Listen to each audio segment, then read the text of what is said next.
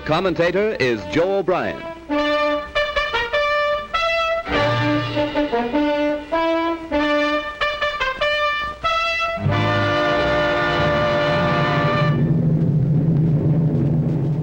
Here is the motion picture record released by the United States Navy of the havoc wrought by the Japs' sneak sky and sea raid on Pearl Harbor, America's mid-Pacific naval bastion.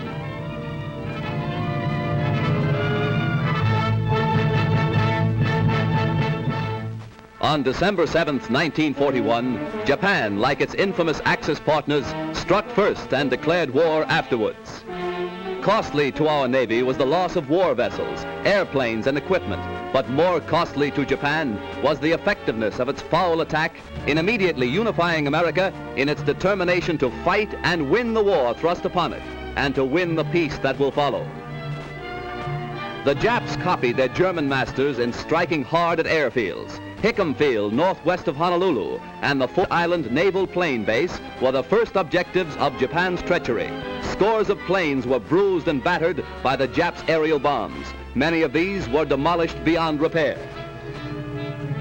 Direct hits were scored on hangars, and these were badly shattered. Equipment and airplane supplies were reduced to smoldering ruins. Here at the Naval Air Station is grim and positive evidence of Jap treachery. Here foul blows were struck, while Jap diplomats were talking peace in Washington. America lost 3 destroyers. Here are seen the United States destroyers Downs and Shaw as they rest on the bottom of Pearl Harbor with decks awash after Jap bombers make direct hits on their decks. First to feel the sting of Japanese steel are the USS Oklahoma and Utah, the latter a 33-year-old target ship. Accurate hits by the enemy bombers make short work of these 2 naval bulwarks. Now, with their keels practically out of water, they lie helpless wrecks and a sad reminder of cowardly strategy. To make possible the surprise attack within Pearl Harbor, the Japs built 2-man submarines to enable them to fire sneak blows within waters that are narrow and tortuous. Several of these surprise weapons were blown from the water by direct hits of our naval gunners. Others were beached and captured. While sky and sea fire was still raging, salvage crews inspected our naval craft to estimate what may be saved.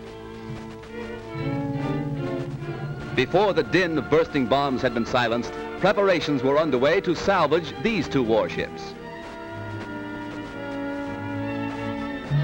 At low tide, the huge propeller of the Oklahoma, stilled by the enemy, was high above water. It is believed that the small 2-man Jap submarines carrying dual torpedo tubes were responsible for these 2 losses to our Pacific Fleet.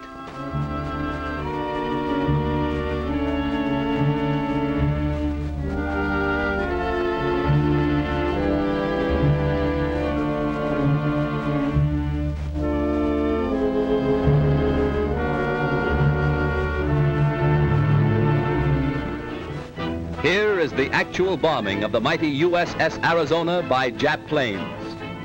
These pictures were made by a fearless cameraman who thought nothing of his personal safety to make possible this record for all posterity. A single lucky hit was responsible for the disaster that befell the Arizona when a Jap bomb falling directly through one of the battleship's funnels exploded in the engine room and set ablaze tons of fuel oil. Dense black smoke billowed to the sky as the massive control tower began to keel over. The Arizona's courageous crew stuck to its guns until the very end. Here was displayed heroism that will live forever in the glorious annals and traditions of the American Navy.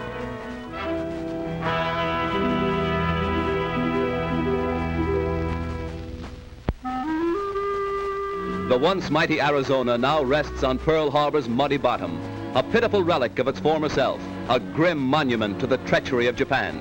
The once mighty dreadnought's armor plate is twisted and torn, but the great battleship's control tower still stands, a defiant beacon that in days to come will cast its shadow upon Nippon's very shores.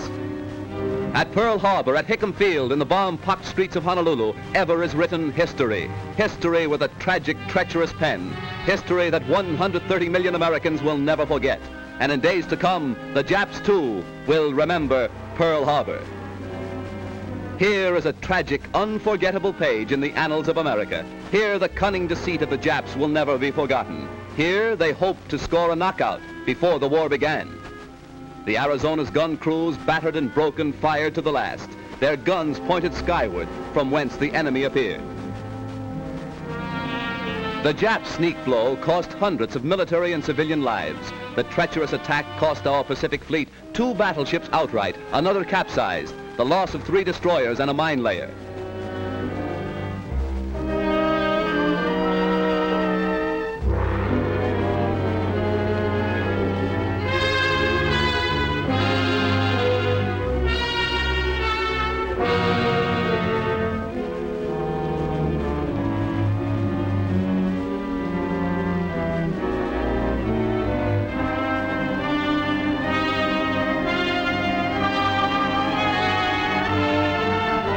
While bombs were still bursting and flames still pouring from our shattered naval craft, a light United States cruiser valiantly moves out to join the fleet and avenge Pearl Harbor.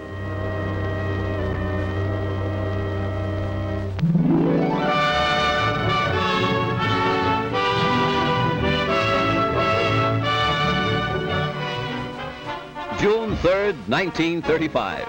The Normandie, $60 million luxury liner, comes to America on its maiden crossing of the Atlantic, an event that occasioned a marine demonstration that will live in history. Whistles blew and sirens shrieked a mighty welcome to the new Queen of the Seas.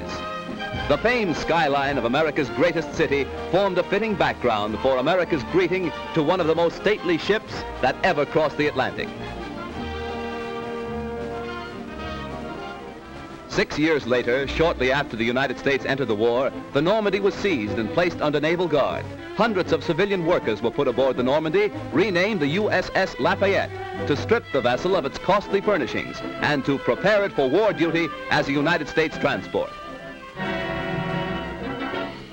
February 9th, 1942, the Normandie afire. A fatal tragedy to the big luxury liner and to America. As the flames rapidly spread to devastating fury, workers madly scrambled to safety, while fireboats and fire engines poured tons of water into the stricken vessel. All fire doors, vertical and horizontal, were closed to protect the ship's vitals from the flames, but this was all in vain. Dense clouds of thick, acrid smoke billowed far out over Manhattan, casting a mucky pall over Midtown and downtown New York. While the blaze was at its height, hundreds of doctors, nurses, and first aid workers were rushed to the scene to remove the wounded and to administer first aid to scores overcome in their efforts to stem the fury of the spreading flames. Millions stood in awe when the Normandie first reached America on its triumphant maiden voyage. Again, millions lined the New York and New Jersey shores to sadly observe the passing of the doomed and ill-fated ship. Rear Admiral Adolphus Andrews, Commandant of the 3rd Naval District, ordered all hands ashore to save the lives of those who were heroically battling to keep the huge liner upright. Hour after hour, tons of water were pumped into the Normandie, causing a bad list to port, as strong hawsers snapped and tugs strove to push the giant vessel close to the wharf.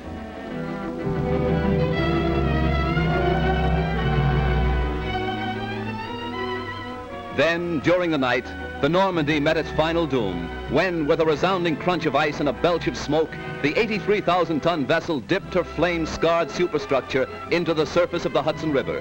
Hundreds were injured when America lost its biggest naval auxiliary. Millions of dollars of damage has been done, and thousands of man-hours of labor have been nullified.